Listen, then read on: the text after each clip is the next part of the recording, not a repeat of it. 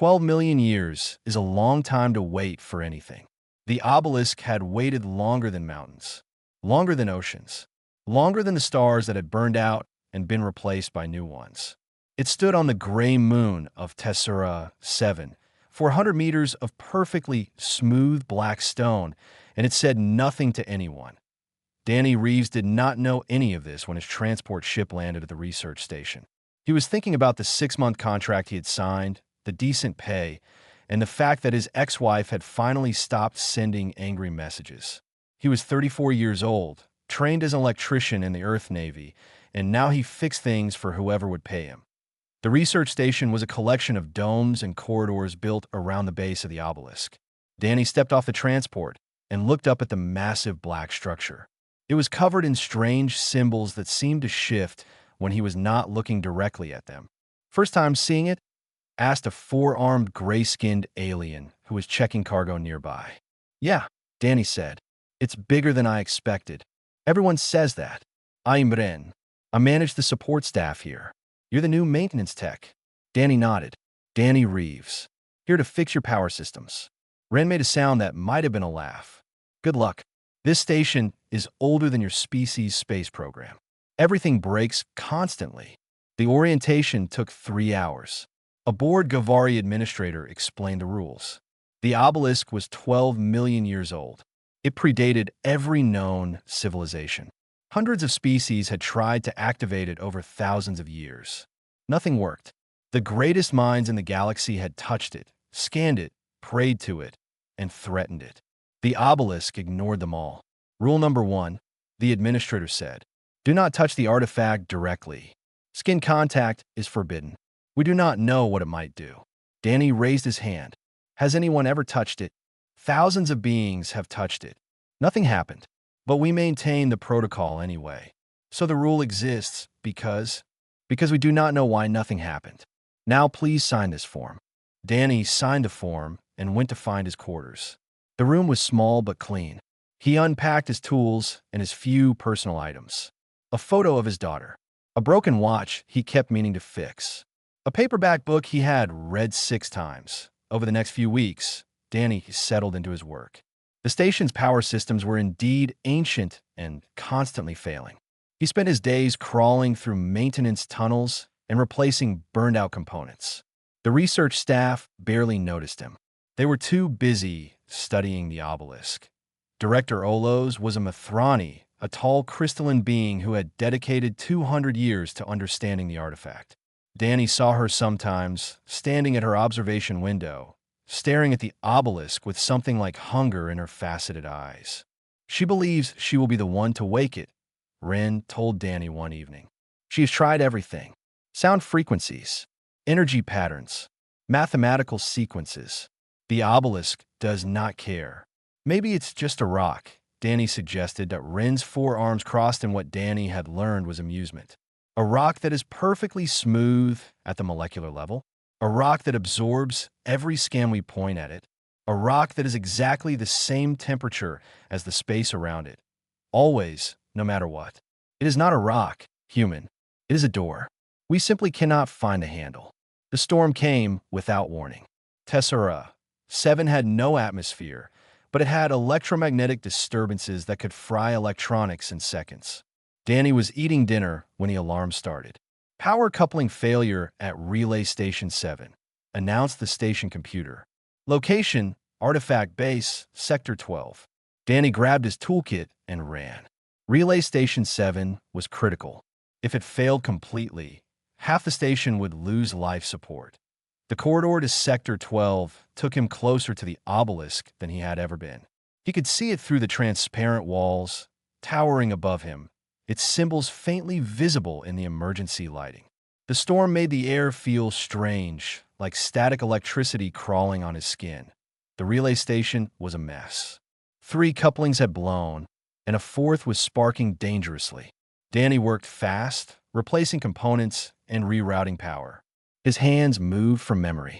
He had done this 1,000 times on 100 different stations. The last coupling was the hardest to reach. He had to lean over a railing, stretching his arm to its limit. His wrench slipped. He grabbed for it, lost his balance, and fell. His bare hand slapped against the obelisk's surface. The stone was warm. That was his first thought. It should have been cold, but it was warm, like touching another person's skin. His second thought was that the symbols were moving, flowing around his fingers like water. Then the sound started. A deep pulse, like a heartbeat, echoing across the moon. The symbols began to glow, soft blue light spreading up the obelisk's surface in patterns that made his eyes water. Danny pulled his hand back and stumbled away. The obelisk kept glowing. The heartbeat kept pounding. Behind him, he heard shouting. Running footsteps. Director Olos burst through a doorway, her crystalline body catching the blue light and scattering it into rainbows. She was holding a data tablet. She dropped it. "What did you do?" she whispered. Danny looked at his hand, then at the glowing obelisk, then back at the director. "I fell," he said. The heartbeat grew louder. Across the galaxy, sensors that had been dormant for millions of years began to wake up. The obelisk had finally found what it was looking for. It had found human. Nobody had slept in 36 hours. The research station had become a hive of activity, with scientists running between monitoring stations and diplomats arriving on emergency shuttles. At the center of it all, Danny Reeves sat in a quarantine room, wondering if he was going to be executed. The door opened. Director Olos entered, followed by a small creature with too many eyes and an expression of professional displeasure. This was Ambassador Yeel, representative of the Galactic Council. "Tell us again what happened," Olos said. Danny had told the story 11 times already. "I was fixing a power coupling. I fell. My hand touched the obelisk." That's it. That's it," Ambassador Yeel repeated. "A maintenance worker trips, and an artifact that has ignored the greatest minds in the galaxy for 12 million years suddenly decides to respond. Forgive me if I find this suspicious. I don't know what to tell you. I didn't do anything special. I just touched it." The scans had found nothing unusual about Danny. His DNA was ordinary human DNA. His brainwaves were normal. His blood contained no exotic particles. He was, by every measure, completely unremarkable. "Perhaps the activation was coincidental," Yeel suggested. "Perhaps our latest research finally triggered a response, and this human simply happened to be present." Olos shook her crystalline head. "We have tested that theory. Watch." She led them to an observation deck overlooking the obelisk. The artifact was still glowing, its symbols pulsing with soft blue light. A doorway had opened at its base, a perfect rectangle of darkness that had not existed before. "We moved the human to the far side of the station," Olos explained. The doorway closed. "We brought him back." The doorway opened. "We repeated this test 7 times. The result is always the same." Danny stared at the doorway. It was completely black, showing nothing of what lay inside.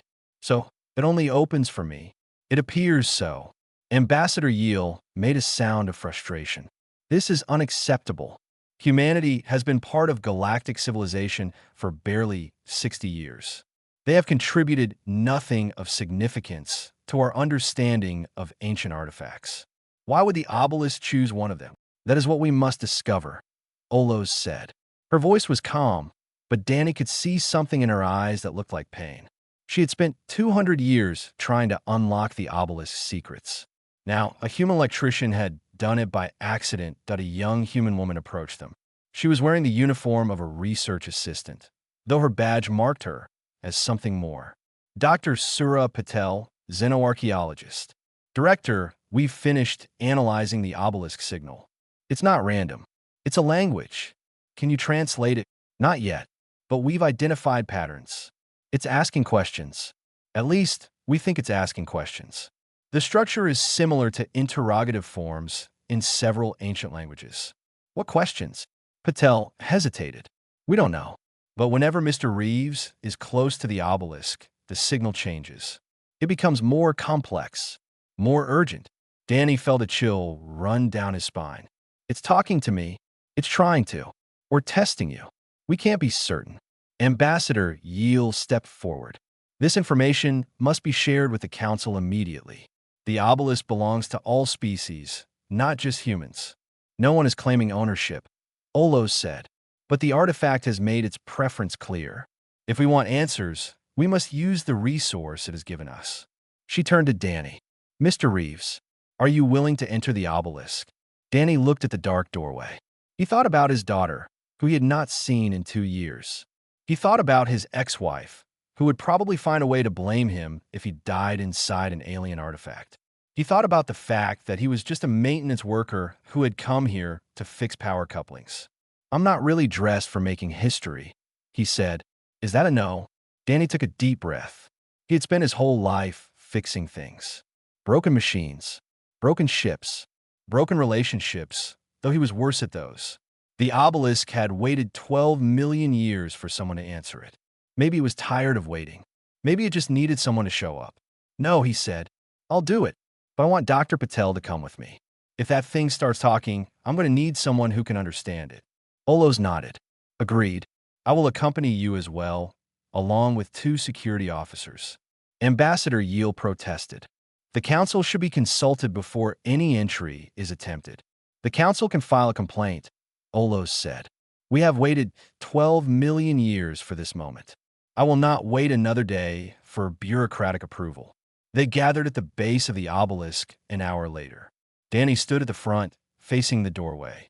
The darkness inside seemed to move like something alive. The symbols are changing, Patel reported, studying her scanner. They're forming new patterns. I think it's welcoming us, or warning us, one of the security officers muttered. Danny stepped forward. The darkness swallowed him. For a moment, there was nothing. No light, no sound, no sensation of having a body at all. Then the world came back, but it was different that he was standing in a vast chamber that could not possibly fit inside the obelisk. The walls stretched upward forever, covered in floating symbols that drifted like snow. In the center of the chamber, a shape made of pure geometry turned slowly in the air. Danny Reeves said a voice that was not a voice. It came from everywhere and nowhere, from inside his own mind. You are the first to enter in 12 million years. We have been waiting for your kind. Danny swallowed hard. Behind him, he heard Olos gasp as she emerged into the chamber. Why us? Danny asked. Why humans? The geometric shape pulsed with light. Because you carry the one thing we could not find in any other species. The thing that makes you capable of receiving what we have to give. What's that?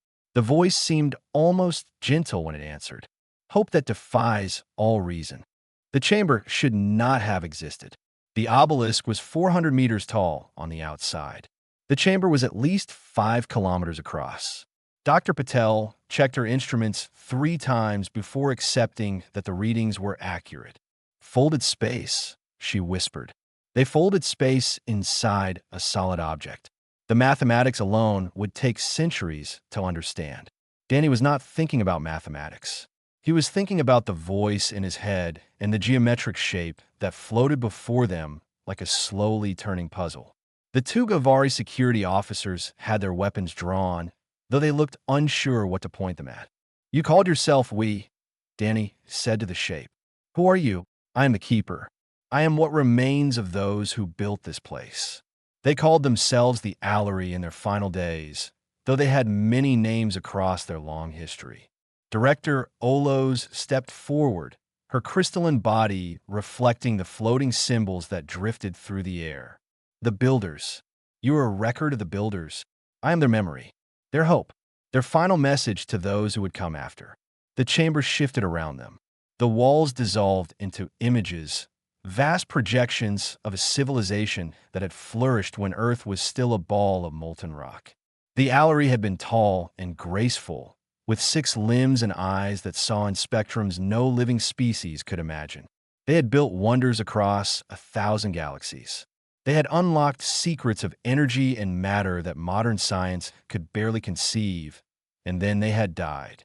What killed them? Patel asked. The images changed. The beautiful cities crumbled. Stars went dark. The Allery fled before something that the projection could not show clearly, a presence that was more an absence, a void that consumed everything it touched. We called it the Hollow, the Keeper said. It is not a species. It is not a weapon. It is a hunger. It feeds on meaning, on purpose, on the will to exist. Where it passes, nothing remains, not even the memory of what was lost. Danny felt cold. It ate your entire civilization. It ate our ability to believe that existing mattered. Without that belief, we could not resist. We faded. We forgot ourselves. In the end, we did not die. We simply stopped being. Olos made a sound of distress. This is what waits in the dark between galaxies. This is what the Obelisk guards against. The Obelisk does not guard. It prepares. We knew we could not defeat the Hollow. Our minds were too ordered, too logical, too bound by reason. We could not hold beliefs that defied evidence. When the Hollow showed us that existence was meaningless, we had no argument against it. The Keeper's geometric form expanded, surrounding them with light. So we searched. We built obelisks across every galaxy we could reach, each one waiting, each one testing every species that found it, looking for the one quality that we lacked. Irrational hope, Danny said. Yes, the ability to believe in things that cannot be proven, to love beyond what is sensible, to grieve for strangers, to hope when there is no reason to hope. Olo spoke, and her voice was bitter. My people have existed for 200,000 years. We have loved. We have grieved. Why were we not chosen? The Keeper was silent for a moment. Then images appeared around them, images of the Mithrani. Danny watched them live their elegant, crystalline lives. They were beautiful. They were wise. They were careful and measured in everything they did. Your species loves deeply, the Keeper said, but you love wisely. When something is lost, you accept the loss. When hope is illogical, you release it. This is not a weakness. It is a strength in most circumstances. But against the Hollow, it is fatal. And humans? Patel asked. New images appeared. Humans throughout history. A mother searching for her child in the rubble of an earthquake, refusing to give up for days after everyone else had stopped. A man writing letters to his dead wife for 40 years. A civilization rebuilding after wars that should have ended them forever. People crying at funerals for strangers they had seen on the news. Humans refuse to let go, the Keeper said. They love things that hurt them. They hope for things that will never happen. They mourn people they have never met. They build monuments to failures and celebrate defeats. This makes no logical sense. It is inefficient. It is painful. The geometric shape turned toward Danny. It is also the only defense against the Hollow. You cannot argue with an absence. You cannot fight a void with weapons.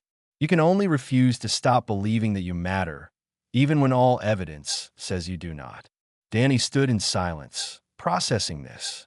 He was a maintenance worker. He fixed broken things. Now he was being told that the brokenness of the human heart was actually its greatest strength. What do you want from me? He asked. We offer you the inheritance. Everything we knew, everything we built, everything we hoped for.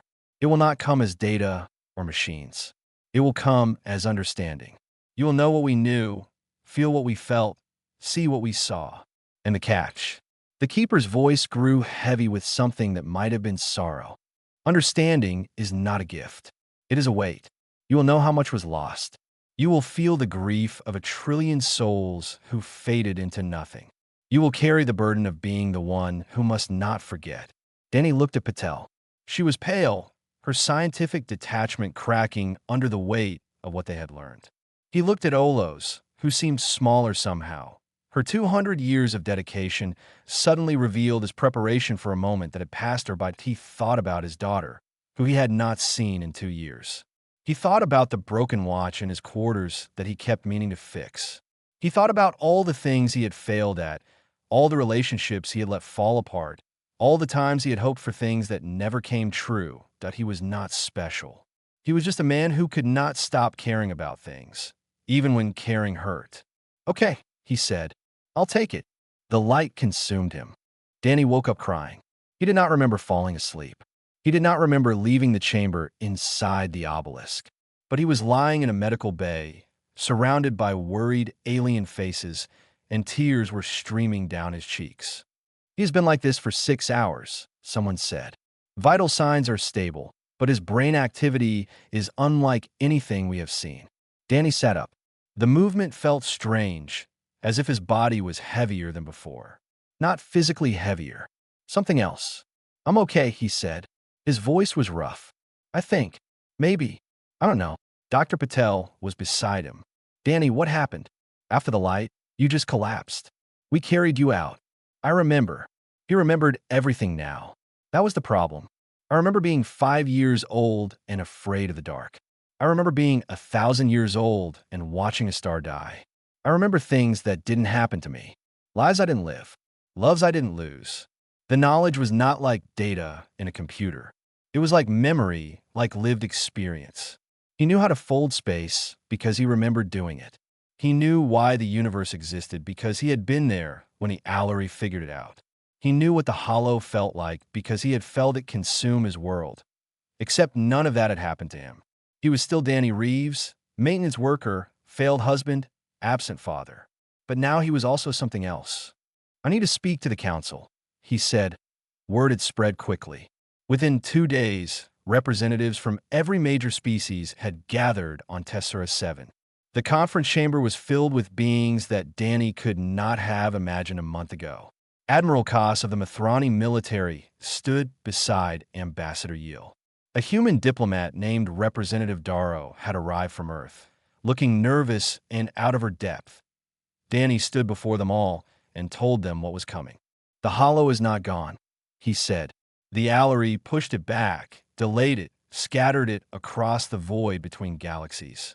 But it is still out there, and it has been growing stronger." "How do you know this?" Admiral Koss demanded. "Because the Allery built sensors at the edge of the galaxy. I know where they are. I know how to read them. And they are showing activity for the first time in 12 million years." The chamber erupted in chaos. Species that had been rivals for centuries began shouting at each other. Some demanded proof. Others demanded weapons. A few suggested that Danny was lying, that this was a human trick to gain power. Danny waited for the noise to die down. "I cannot give you weapons," he said. The Allery tried weapons. They built machines that could destroy suns. They engineered plagues that could kill anything alive. None of it worked. The hollow does not fight. It does not kill. It convinces you that you never existed in the first place. "Then what do you suggest?" Representative Darrow asked. Danny took a deep breath. This was the part that would be hardest to explain. The part that sounded crazy even to him. "The only defense against the hollow is meaning. Connection. The belief that your existence matters. Not because it is logical, but because you choose to believe it anyway. The Allery cannot do this. Their minds were too rational. They could not hold on to beliefs that defied evidence. And humans can." Director Olos asked. Her voice was strange. Not angry, but something close to it. "Humans are not special," Danny said. "But we are stubborn. We love things that hurt us. We hope for things that will never come true. We build families out of strangers and grieve for people we have never met. This is not a virtue. It is a flaw, but it is the flaw that the hollow cannot understand. You are asking us to defeat an enemy with feelings." Admiral Koss sounded disgusted. "I am asking you to build connections that the hollow cannot erase. When it comes, it will try to convince you that nothing matters, that you are alone, that your existence is meaningless. The only answer is to be so connected to others that you cannot forget why you matter." The chamber was silent. "This is absurd," Ambassador Yeel said finally. "You want us to abandon military strategy for group therapy? No. Build your fleets. Train your soldiers. But understand that weapons alone will not save you. The hollow has consumed civilizations that made our technology look like children's toys. They lost because they could not answer the one question it asks." "What question?" Danny closed his eyes. He could feel the Allery's memories pressing against his mind. Billions of souls who had faded into nothing because they could not find the answer. "Why does existing matter?" That's what the hollow asks. It shows you the cold equations of a universe. The entropy that will eventually consume everything. The meaninglessness of individual lives against the scale of cosmic time. And if you cannot answer, if you cannot find a reason that defies logic, then you simply stop. He opened his eyes. Humans are good at finding reasons that defy logic. We have been doing it since we lived in caves. We told stories about gods who loved us. We built monuments to remember people who died.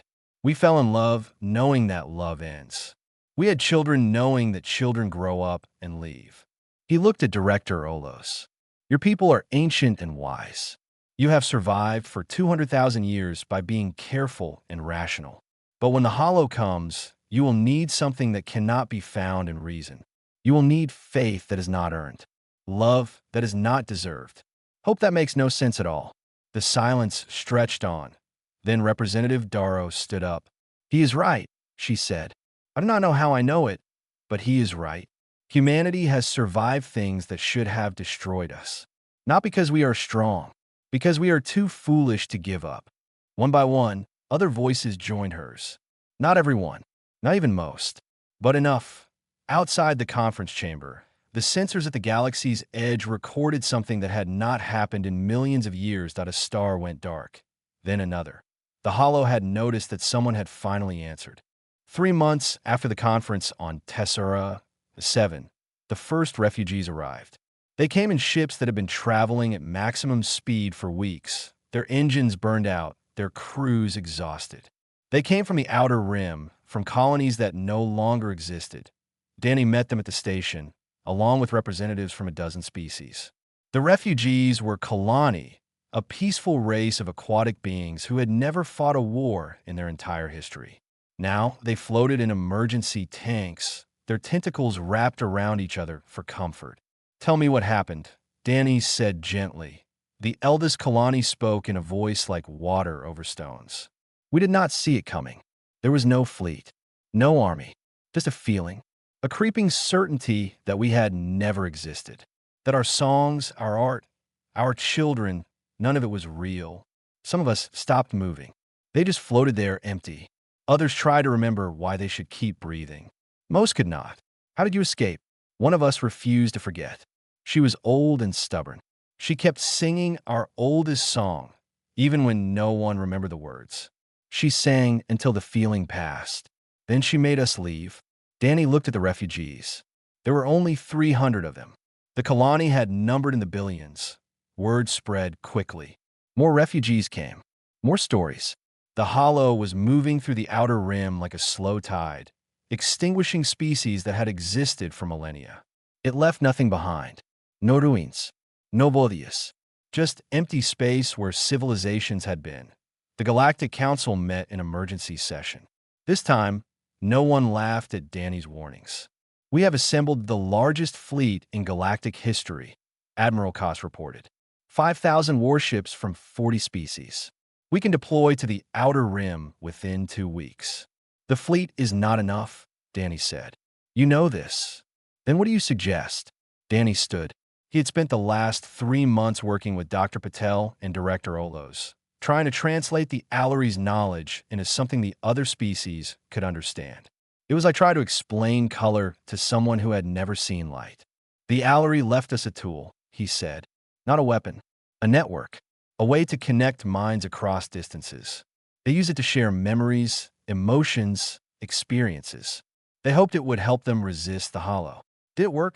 No, because the Allery could not share the right things. Their memories were beautiful but orderly. Their emotions were deep but controlled.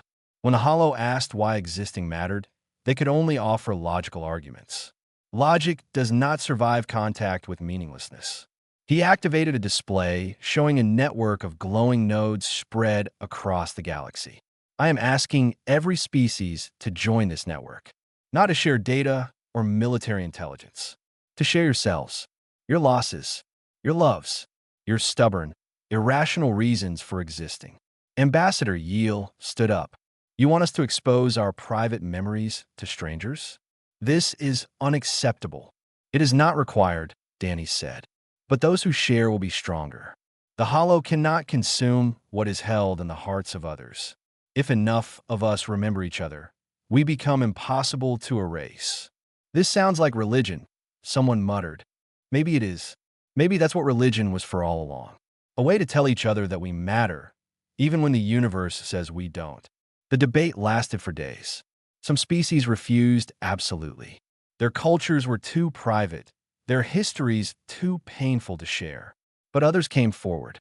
The Gavari, who had a tradition of adopting orphans from other species, offered to connect first.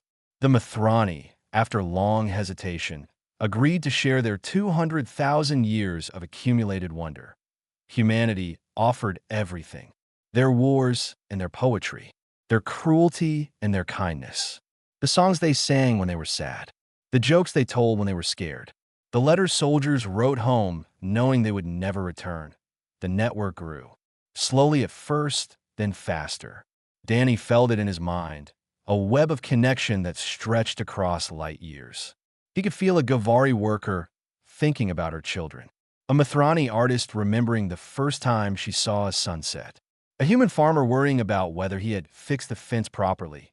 Small things, ordinary things, the things that made existence feel like it mattered.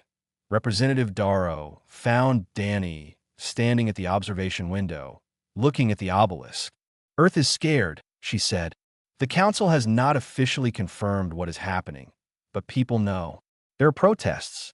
Some want to hide. Others want to fight. What do you want? I want to believe you are right. That love and grief and stubborn hope can stop something that kills stars." She paused. "But I do not know how to believe that." Danny smiled tiredly. "Neither do I. The Allery were smarter than me, wiser than me, more powerful than me. They failed, but they didn't have what we have." "What's that?" "Each other."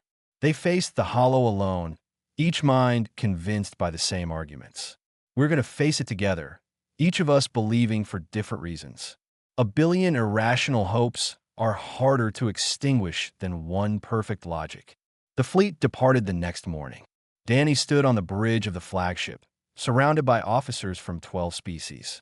Through the network, he could feel millions of minds watching, waiting, hoping. He thought about his daughter, who he had finally called the week before. She had been angry, then confused, then tearful. He had told her he loved her. He had not promised to come home. "All ships report ready," Admiral Koss announced. Danny looked at the stars ahead, where the darkness was growing. "Then let's go remind the void that we exist." The edge of the hollow was not visible. There was no wall, no barrier, no line in space that marked where existence ended. There was only a feeling, a growing certainty that nothing ahead was real, that the stars they remembered were dreams they had made up, that the people they loved had never existed. Danny stood on the bridge of the flagship and felt it pressing against his mind. The hollow was not attacking. It was simply being, and its being was enough to make everything else feel like a lie. Around him, officers from a dozen species were struggling. Some had gone silent, staring at nothing. Others were weeping without knowing why. The weapons systems were fully powered, but there was nothing to shoot at. The hollow had no ships, no army, no physical presence. "I cannot feel my children," a Gavari officer whispered. "I know I have children, but I cannot remember why they matter." Danny reached into the network. Billions of minds were connected now, spread across the galaxy, each one holding onto their own reasons for existing. He pulled their memories toward him. A child's first laugh, a widow's grief, a farmer's satisfaction at a good harvest, a soldier's final letter home. That he broadcast it all, pushing it through the network like a signal fire in the darkness. "Do you feel that?" he said to the Gavari officer. "Those are children laughing somewhere. They are real. Your children are real."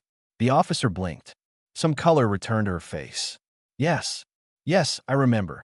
But the hollow was vast, and it was adapting. It pushed back, not with force, but with truth. The cold equations of the universe. The heat death that would eventually consume everything. The statistical irrelevance of individual lives against the scale of cosmic time. Danny felt it in his own mind. The voice that said he was nothing, that his daughter would forget him, that his love was just a chemical reaction in a brain made of meat, that in a billion years, nothing he had done would matter. He faltered. The network flickered. Then he heard Dr. Patel's voice, clear through the connection. "Danny, you're not carrying this alone. You never were." He felt her mind join his, and through her, the minds of others. Director Olos, sharing the weight of 200 years of dedication. Ren, the supervisor, thinking about the orphans she had raised. The Kalani refugees, singing their oldest song even though no one remembered all the words. The network blazed brighter. "We know the universe is vast," Danny said, and his voice was not just his anymore. It was the voice of everyone who had ever refused to give up. "We know we are small. We know that entropy wins in the end. But we do not care. We are here now. We love now. We matter now.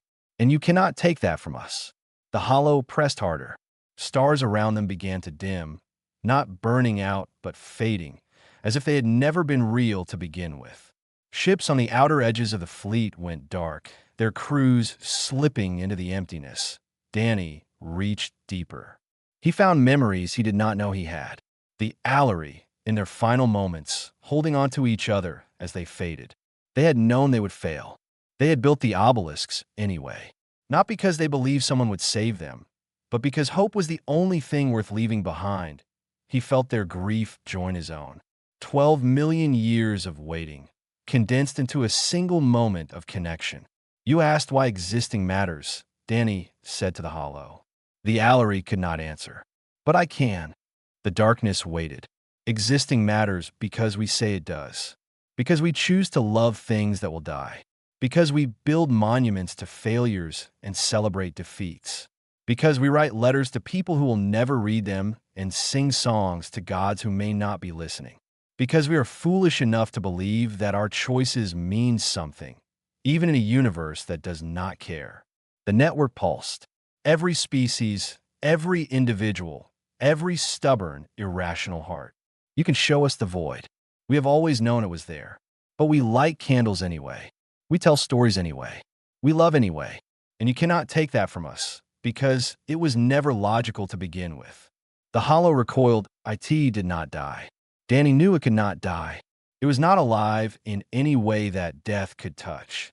But it retreated, pulling back like a tide running out. The stars that had been fading grew bright again. The ships that had gone dark came back to life, their crews gasping and crying and holding each other. Danny collapsed on the bridge, the effort draining everything from him. He could feel the network still pulsing, but his connection to it was fading. The Allery's knowledge was leaving him, returning to wherever it had come from. The last thing he felt before losing consciousness was his daughter's face, clear and bright in his memory. 1 year later, Danny was back on Tessera 7. He was fixing a power coupling near the base of the obelisk. The artifact was quiet now, its symbols dark, its purpose fulfilled. But people still came to see it. They built shrines around it. They left offerings. They told stories. Director Olos found him there, his hands dirty with grease, his face tired but peaceful. "The council wants to give you a medal," she said. "Several medals, actually, and a title, and probably a planet. I don't want a planet. I wouldn't know what to do with it." That is what I told them. She was quiet for a moment. "Do you miss it?" The knowledge. Danny thought about it. He had known everything once. The secrets of the universe, the history of dead civilizations, the mathematics of folded space. Now he just knew how to fix power couplings and miss his daughter. "Sometimes," he said, "but I remember what mattered. The Allery didn't leave us weapons or technology. They left us permission. Permission to love things that don't make sense. To grieve for strangers. To hope when there's no reason to." He smiled. "Turns out that's harder to learn than folded space." Olos made a sound that might have been a laugh. "You saved the galaxy by being too stubborn to despair." The Allery would have found that fascinating. They were smarter than me, but they thought too much. Sometimes you just have to feel things, even when it hurts. The obelisk's symbols flickered once, a final acknowledgement. Then they went dark forever. Danny went back to work. There was always something that needed fixing, and somewhere across the galaxy, the network the species had built together kept pulsing. Strangers sharing memories with strangers. Enemies remembering why they had loved. A web of meaning that would never make logical sense, held together by nothing but the stubborn human belief that it mattered anyway. The ancient obelisk had waited 12 million years for someone who would care for no reason at all. It had found Danny Reeves, who cared anyway.